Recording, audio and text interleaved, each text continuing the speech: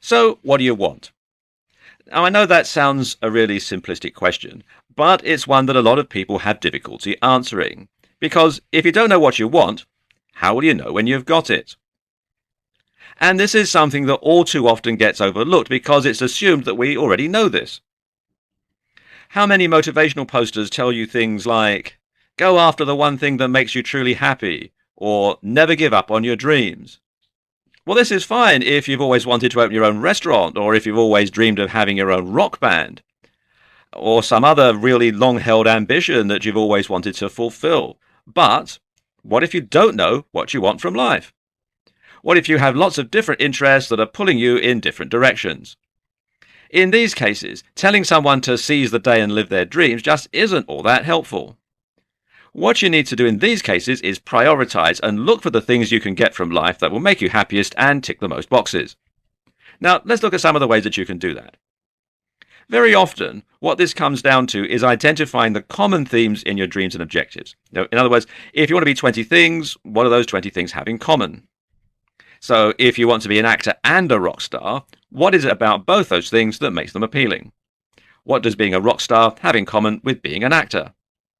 Well, the most likely answer is that both put you in the public eye and both are a kind of performance which can bring a certain amount of adoration. So as long as you can tick all those boxes, you should be happy whatever you do. Another way to get to the bottom of what it is that you really want and to discover why you want it is to use the 5 whys technique. Here, you ask yourself the question why 5 times in a row in order to dig deeper and deeper into your motivations. So let's say you want to be a famous novelist like J.K. Rowling or Thomas Hardy. Why? Because you want to create something that you can be proud of. Why? Because you want to leave a lasting mark. Why? Because you respect and admire creative individuals who've done the same. Why? Because they can make a living by entertaining using only their imagination and their writing skills. Why does that appeal? Because you love to write and to be acknowledged for your creativity. Okay, now we're getting somewhere. Perhaps it's not being a novelist specifically that appeals to you, so much as being able to write and to get credit for your creativity. And this opens up a world of possibilities. You could be an article writer, or a screenwriter, or a newspaper columnist, or a blogger. The list just goes on and on. Another way to find out what it is you really want is to look at your role models and see what it is about them that you admire. Which parts of their lives would you like to emulate? What do they have in common? Another tip is to look back at what you wanted to be when you were younger. Now, sometimes this will have no bearing because we can change an awful lot in a few decades. But in other cases, you'll find that whatever it is that you wanted to be back then still has some kind of appeal for you. Now, back then, you probably dreamed of being something much more ambitious and less realistic because, let's face it, we do all get a bit more cynical as we get older. And sometimes when you look back at what you wanted to do when you were young, you think, what a silly idea. But, there might still be some sort of a nucleus of something that you could perhaps salvage from that. And does that same thing still excite you?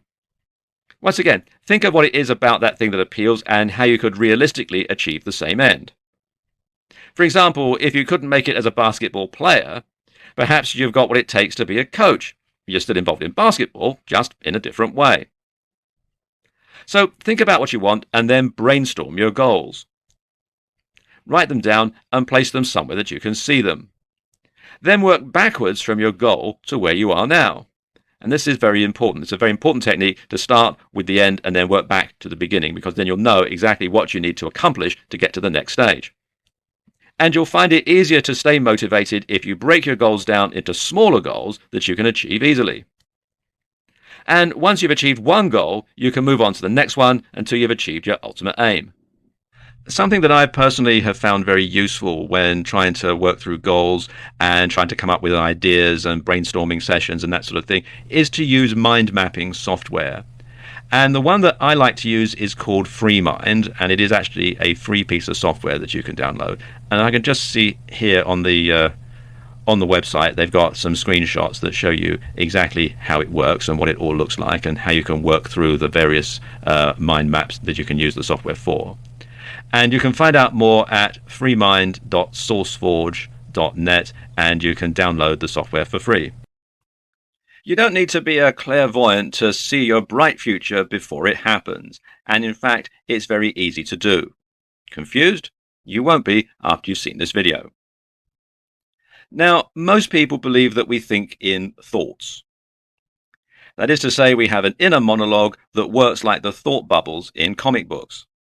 Recently, though, more research suggests that we think in lots of modalities. Sometimes we visualize. Sometimes we imagine our bodies doing something and almost feel what we're thinking. And sometimes we just know. And this latter example is called unsymbolized thought. In fact, thinking with our bodies and our senses might just be what enabled us to develop thought in the first place. Now, briefly, embodied cognition is the idea that all our thoughts eventually relate back to physical experience. So you can imagine something because you've done it. When someone says something to you, or when you think something, your brain interprets this in such a way that it gives it meaning. You don't inherently understand language, which means the brain must be translating it into some kind of pure meaning.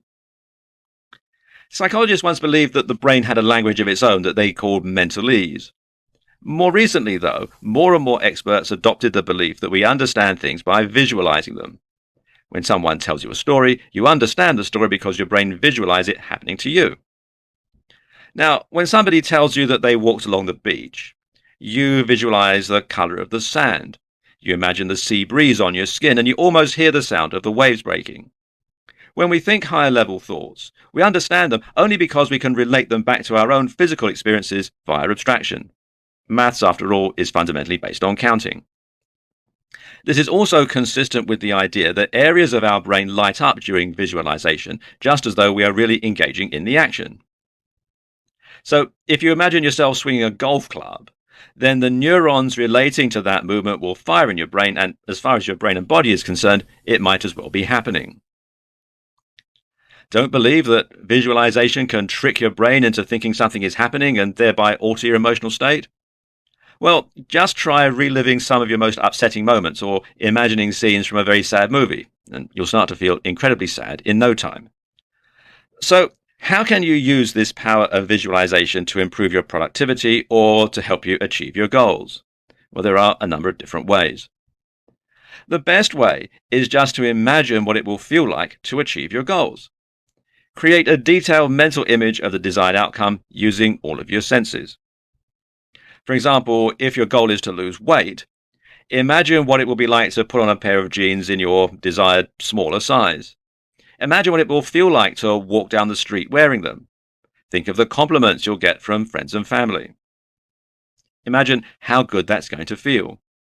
The anticipation of getting the desired result can act as an incentive for you to go out and achieve the goal. You can't wait to experience those feelings for real. Now visualize the opposite. Imagine it all going wrong, and then remember why it matters. You can do the same thing with almost anything you're struggling to focus on. By linking what you're doing back to the emotional hook and the reason that you're doing it, you can much more effectively find the determination and drive that you need to complete it. Keep your goals in mind, and you'll be much more motivated every day to get out of bed and start working out, or to work on your personal project, or to practice your musical instrument, or to put in your very best performance at your work. You can use CBT to improve your life. You can use CBT to overcome any phobia or any problem. So if you're afraid of heights, assess why and then address those fears and reprogram the way that you think about them. If you find you're not great at meeting other people, you can practice in your mind and force yourself to face those fears. And you can take CBT further too and impact on other areas of your life. For example, if you're someone who struggles to get to sleep, you'll know it can impact on every other aspect of your life, leaving you tired and stressed. The problem? Well, the later it gets, the more stressed and anxious you become. And the solution is to apply a little CBT. This time, the focus is going to be on identifying your thought processes and seeing what would be more useful in that given moment. The problem is trying to force yourself to sleep. Now, when you do this, you create stress, and then when you're stressed, of course, you can't sleep. So instead, try reminding yourself that it doesn't matter if you get to sleep, as long as you're resting. Resting is good for you no matter what, so just lie down and enjoy being comfortable. Focus on it and you'll be asleep in minutes. You can also use CBT to deal with stress. Actually, stress is not really one thing. Instead, it's a spectrum of responses that occur in response to dangerous situations. It all harks back to your inner caveman or inner cave woman, and the part of your brain responsible for triggering the fight or flight mechanism. Now, if you were attacked by a woolly mammoth or a saber-toothed tiger, you'd either want to fight it, kill it and eat it, or flee from it before it killed and ate you. And this function still has a use in our modern world. If your house was on fire, you would need to trigger this mechanism to get away fast. Likewise, if a mugger had you cornered, you may have to fight him off and escape. The trouble is, not everything we perceive as dangerous is dangerous. Deep down inside, we know this, so we ignore it. And this conflict with one part of your brain saying, this is dangerous, and the other part of your brain saying, no, it isn't, causes us to be stressed. Now, of course, some stress can be good for you. If you're up against a deadline at work or you're studying for an exam at school, then stress can spur you on to achieve your full potential. So the solution in dealing with stress is to step back from the situation and examine it logically. Are you really in any immediate danger? What's the worst thing that can happen? How realistic is the worst case scenario? Now, when you do this, chances are that your stress levels will go down because you'll start thinking logically rather than using your gut instinct, your caveman, cavewoman, fight or flight mechanism. And you can also use a mantra to help you reprogram your mind to overcome the stress as well. Now, exactly what you use will depend on the situation, but you should reassure yourself that the situation isn't dangerous and you should keep calm and carry on. In addition to dealing with stress, CBT is incredibly effective for treating anxiety attacks. Now, ironically, one of the biggest dangers with anxiety attacks is that they make us stressed. Because we're stressed about anxiety, this makes us become even more stressed, and we work ourselves up into a fluster that can end with fainting and hyperventilation. Not good. The solution? Well, just acknowledge it for what it is and allow it to pass. Say to yourself, this is an anxiety attack. I must let it run its course, and then you just allow it to happen, and go about your business as you normally would, and don't try to do anything about it. You can also do something similar when trying to be less stressed generally, especially when you're trying to calm yourself before a first date or before an interview. Instead of worrying about being stressed, just remind yourself that some stress can be good for you.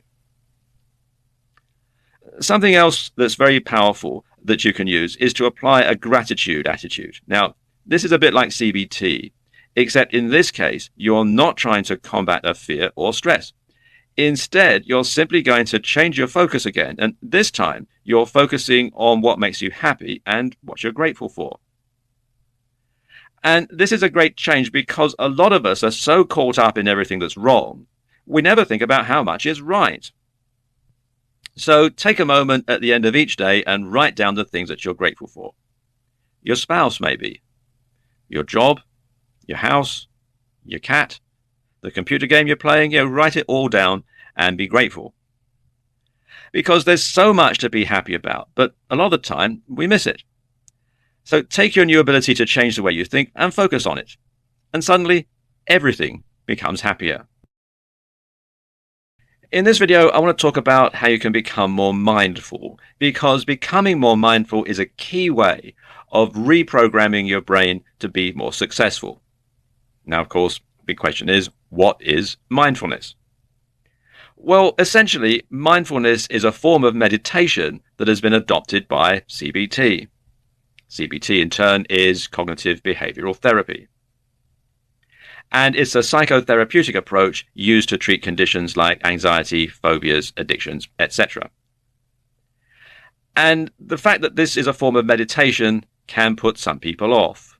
They think it's all new age and something hippies used to do in the 1960s when they weren't smoking dope, driving around in VW microbuses and calling everybody man. Others associate it with religion, like Buddhism, for example, and think that taking it up might compromise their own religious faith. And then there are people who aren't religious at all and don't want to be associated with it for that reason. In fact, nothing could be further from the truth. You can practice meditation whether you are a religious person or an atheist. All meditation really is a directed attempt to control your thoughts and the contents of your mind. And in so doing, you can gain some peace and quiet, or at least be able to better understand the contents of your own brain. So meditation essentially gives us a tool we can use, not only to calm our thoughts and escape the stresses of the day, but also to reflect on the contents of our mind in the interest of self-improvement. And, well, that's all it is, really. Often, meditation means completely silencing all thoughts. And many types of meditation, such as transcendental meditation, instruct you to think of absolutely nothing. Often, this is achieved by focusing on your breathing, or a mantra, or a physical object like a candle flame. And this can be difficult for beginners, though, as they constantly find their mind wandering. Well, the idea behind mindfulness meditation is not to try and empty your thoughts, but instead to simply step back from them and observe them like a detached third party. And this way, you aren't letting your thoughts affect you and make you stressed out, but you also aren't going to struggle with not being allowed to think of anything. And using this technique will also allow you to become more aware of your own thoughts, and in so doing, you'll be able to edit any thoughts that are leading you into trouble. Now, this may be the long-term aim of mindfulness when used in CBT. In the short term, however, we're simply going to use it to remove ourselves from our thoughts and emotions and get some calm and recover, ready to tackle the day ahead. So let's look at some of the practical ways that you can use mindfulness in your daily life. In this case, mindfulness simply means being mindful of what you're focusing on and what you're thinking about at any given point. And this is useful because very often you'll find that your mind isn't perhaps where it should be. For example, if you're walking through beautiful countryside but you're thinking about your work, then as far as your body is concerned, you may as well be at work. In this case, mindfulness can be used simply to make yourself more aware of where you are and to focus on what's actually going on around you. This means feeling the breeze on your skin, looking at the beautiful flowers and smelling the fresh air. When you do all that, you'll benefit much more from the experience. You can then use mindfulness to direct your attention to all manner of other things. For example, your physical sensations. Quite often we aren't aware of just how we're sitting, how we're standing, or how we're feeling. So take a moment right now to reflect on this. How comfortable are you at the moment? Does any part of your body hurt? If you're sitting down, where's the most pressure on you? Can you feel your clothes against your body? A watch, maybe. How warm are you? Are you leaning more to one side or another? This kind of mindfulness can be useful if you want to try and fix your posture, but also if you want to improve your abilities in sports or just move more efficiently. Being mindful of the way you speak can also help you to speak more eloquently, to stop using derogatory words, to stop swearing, or to change the whole way that people perceive you. For example, if you want to sound more intelligent, you can simply try using bigger words or speaking a little more slowly. You can also use mindfulness to be happier in everyday life. Simply try to stop letting negative emotions affect you by identifying them as temporary and destructive. You can simply notice that you're getting angry and acknowledge that your thoughts will be tainted by that. With practice, this can make you a much calmer, a much happier person. But what do you find when you try and do this? In all likelihood, you'll find that you forget. And this is just like the same way you forget to pick up a pint of milk when your spouse asks you to, and it's the same way you forget to take back a library book every once in a while. Most of the time we have no control over what we're focused on or paying attention to. We find ourselves forgetting things, getting into bad habits, or stressing when we should be enjoying ourselves. Practicing mindfulness, both as a form of meditation and during the day, can help to improve your ability to control your thoughts and decide how you want to improve yourself and what you want to focus on. When conditioning your mind for success, sometimes it's hard to break old habits and change everything at once. And that's where kaizen and the law of attraction come in. Let's look at each of them in turn. Kaizen is Japanese for improvement. And when used in the business sense and applied to the workplace, Kaizen refers to activities that continuously improve all functions and involve all employees from the CEO to the assembly line workers. When used generally in your life, It can mean lots of little changes that add up to one very big change. It might mean breaking bad habits one step at a time, or achieving a main goal by achieving lots of little goals along the way. So let's say your goal is to quit smoking. Well, your first step will be to stop smoking cigarettes and start using patches and chewing nicotine gum. Then you gradually cut down the patches, and finally you reduce the amount of gum. And each step along the way leads you closer to reaching your goal of quitting smoking and eliminating your addiction to nicotine. Another example would be learning to play a musical instrument. As you practice, you slowly get better and improve your performance. Now, Toyota, the car manufacturer and big Japanese conglomerate, have taken this to a whole new level. The Toyota production system is known for Kaizen, where all line personnel are expected to stop their moving production line in case of any abnormality and, along with their supervisor, suggest an improvement to resolve the abnormality, which may initiate a Kaizen. And they actually do this in a way that's also known as the Schuhart cycle, Deming cycle, or PDCA. And you start with plan. So you plan what you're going to do, and you do it. Then you check it, and then you act. That's the PDCA. Now, in between do and check, there's also another cycle that you go through. You start with problem finding, display, clear, and acknowledge. And this whole thing is a continuous loop, or two intersecting continuous loops. So as soon as you've completed the last step, which is act, immediately you're starting to plan again. So you're planning the next step. So plan, do, check, problem find, display, clear, acknowledge, act, and then plan and on to the next step. And the whole thing is a continuous cycle over and over and over again. So it's a continuous improvement with every step of the way. Now consider the law of attraction. This states that like attracts like, and if you act in a certain way, your life will change to match. When applied to health, the law of attraction states that worry, fear, stress, or other negative thoughts can make people sick, while positive thoughts of wellness or love can keep people healthy and even cure illnesses. And this can be seen in scientific studies where the placebo effect takes place. Those who receive fake sugar pills tend to become healthier due to the mere fact that they think they're getting treatment when they aren't. Proponents also claim that an important part of maintaining health and curing illnesses is to be able to visualize yourself as being healthy. In finance, it's claimed that if someone consistently thinks prosperous thoughts, then irrespective of their actual situation, they will experience prosperity in the future because like attracts like. Conversely, if a person consistently thinks they are poor, then that will be their future experience.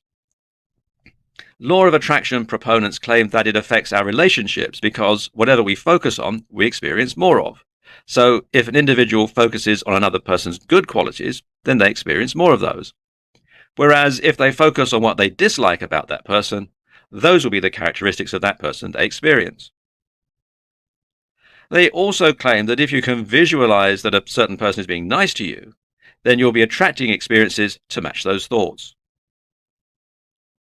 When it comes to ambitions and things you want out of life generally, it's claimed that when someone visualizes clearly and in detail what they want to achieve and focuses upon that image, they set in motion through the law of attraction a chain of events which eventually culminates in the materialization of that vision.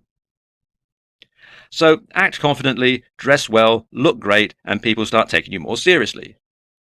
You then start to be given more responsibility at work, and your career improves. You make more money, enabling you to live a healthier lifestyle. This makes you more attractive to the opposite sex, and your life generally becomes better. When combining Kaizen and the law of attraction, it brings changes to all areas of your life and facilitates improvements across the board. In this video, I want to talk you through how you can become more present and become more involved in things that are going around you and in everything that you do. Now, how can you do this? Well, one method is to start focusing on your body and on your senses a little more.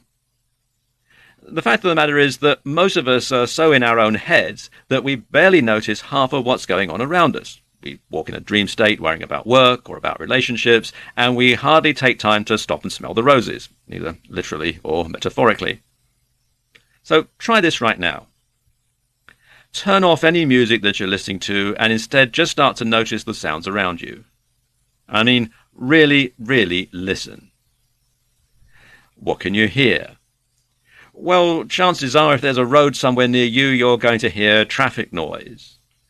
If you're listening to this at home or watching this at home, chances are you're going to hear noises from next door or perhaps from another room. You might hear people talking, music playing, somebody's TV set on, that sort of thing. All sort of subtle things in the background.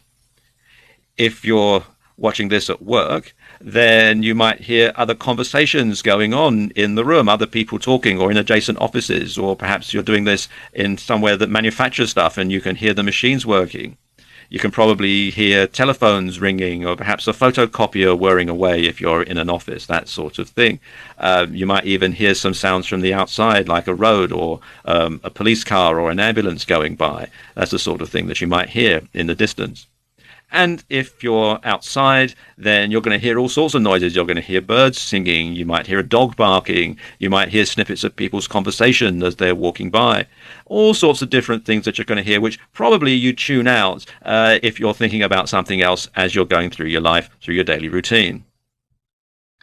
And likewise, you can probably smell a whole load of things that you hadn't noticed. And if you take the moment to feel your own body, then you can probably notice the sensation of the seat pushing into your legs and into your buttocks. Maybe you can feel the blood filling your face and making you feel hot. Or perhaps there's a wind blowing against you. Is it hot or cold? What direction is it coming from? Listen to the sounds of your own breathing too, and feel your abdomen expand and shrink as you do. And once you do this, you'll find that you stop worrying about what's going on around you and start to appreciate your environment a little more. There's so much that we normally miss. You can try doing this on walks too. Go for a walk with no music, no phone, and nothing else, and try just being present and noticing the world around you. It's calming and invigorating at the same time. Practicing being more present in conversation is important because eventually it'll become something that you can just engage in at will. Now you can choose when you want to start listening better to people and digest what they're really saying. You can listen to them rather than the monologue going on in your head. And again, you can leave your other concerns behind. Try focusing on the sensations of your body more the next time that you're being intimate with a sexual partner. You'll find that you instinctively know what to do next, and you'll start to be much more passionate and responsive. You'll become a better lover simply by getting out of your own head, and you'll feel it far more forcefully. This is true for everything else as well. Next time you have a bath or go for a swim, take a moment to really appreciate the warmth and the softness of the water against your skin.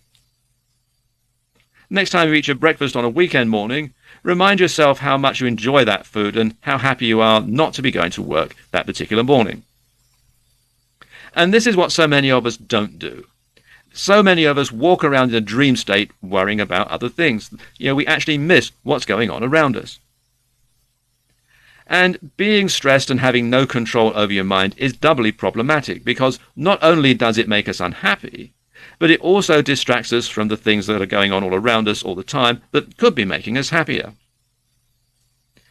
And what it does for our relationships is also fantastic. Right now, being distracted could well be destroying your relationships with family and friends. In this video, I want to talk you through designing your ideal lifestyle.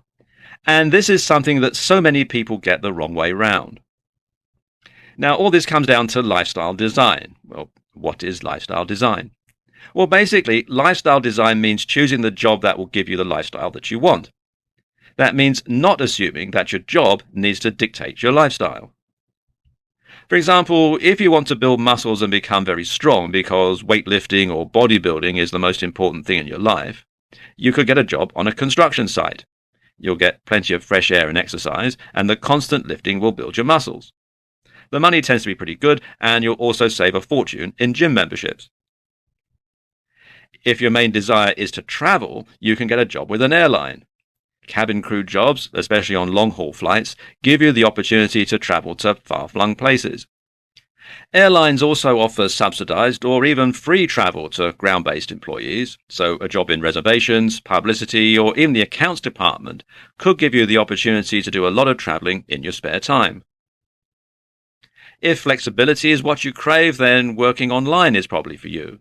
You can provide a service freelance, sell a digital product via your website or blog, run a dropshipping business on eBay, or a combination of all of them.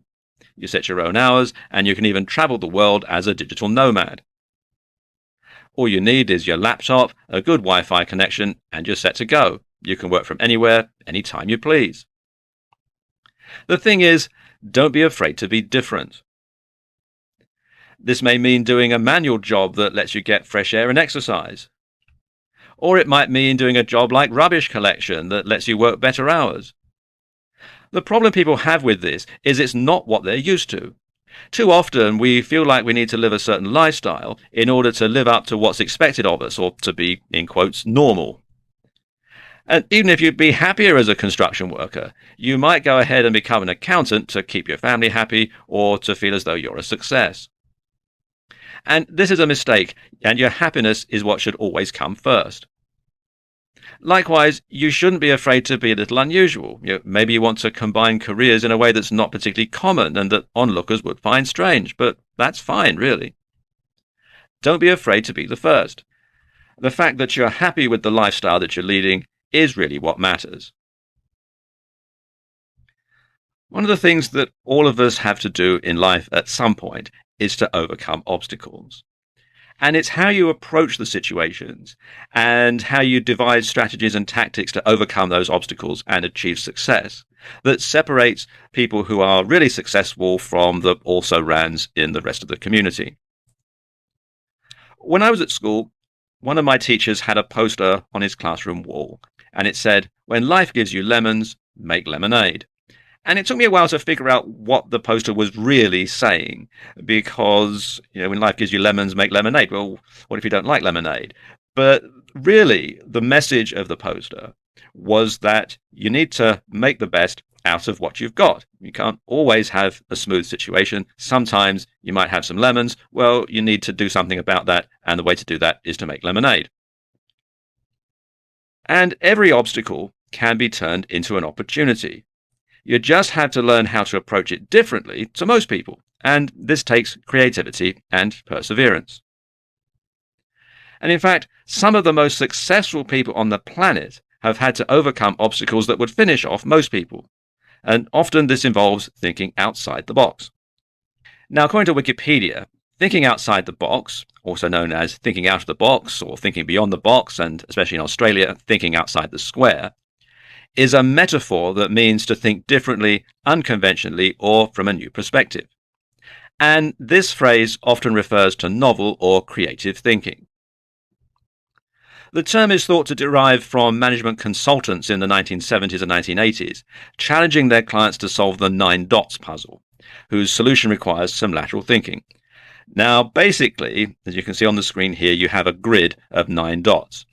And the goal of the puzzle is to link all 9 dots using 4 straight lines or fewer, without lifting the pen and without tracing the same line more than once.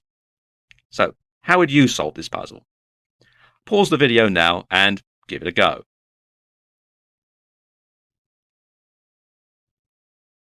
Did you have a try?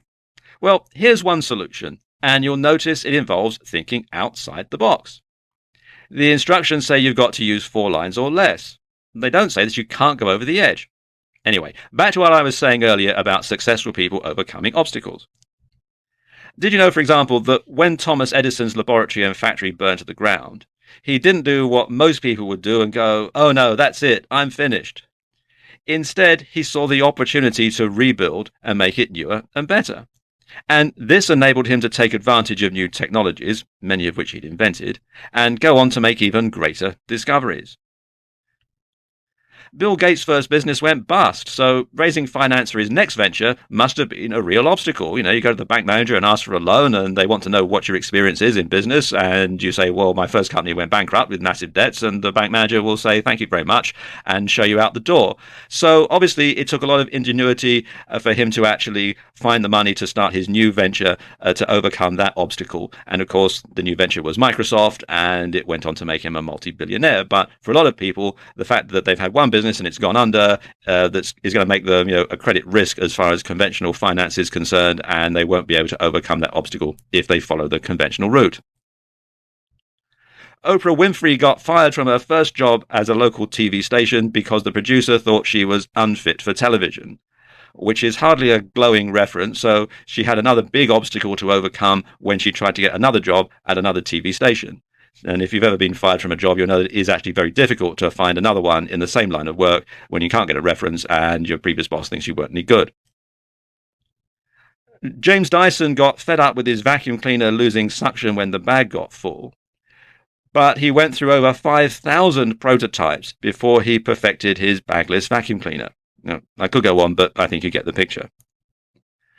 Now, sometimes brainstorming is the best way to come up with ideas and overcome obstacles. In a brainstorming session, a group of people get together and try to come up with as many ideas as possible.